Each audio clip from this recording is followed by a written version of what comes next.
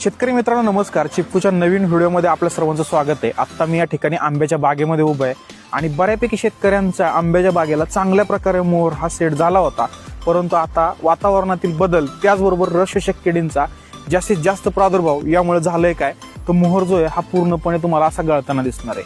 याच्यामध्ये जर दाखवलं तुम्हाला तर हा जो मोहर आहे हा तुम्हाला कसल्याच प्रकारे कामाला येणार नाहीये, कारण हा पूर्णपणे आता गळून जात आहे. याचं एकमेव कारण म्हणजे रसशक किडींचा अटॅक हा तुमच्या आंब्याच्या बागेवरती जास्तीत जास्त झालेला आहे आणि त्यानंतर वातावरणामधील होणारा जो बदल आहे हा तुमच्या आंब्याच्या बागेवरती प्रादुर्भाव दाखवतो.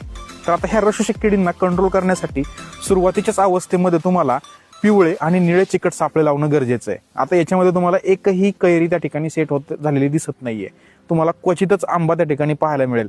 आता ही बाग थोडीशी आता पुढे गेलेली आहे, पण काही बागा जर अजून पण मोहर अवस्थेमध्ये असतील, जे अजून सेटिंग व्हायची असेल, तर नक्कीच त्या शेतकरी मित्रांनी उपाययोजना म्हणून आपल्या बागेमध्ये चिकट सापळे त्या ठिकाणी लावणं गरजेचं आहे.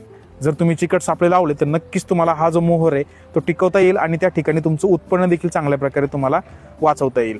यानंतर शेतकरी मित्रांनो, हा जर व्हिडिओ तुम्हाला आवडला असेल तर व्हिडिओला लाईक करा, शेअर करा आणि कमेंटमध्ये आंबा पीक असेल किंवा इतर कुठल्याही पिकाबद्दल माहिती आवश्यक असेल तर आपल्या कमेंट बॉक्समध्ये नमूद करायला विसरू नका.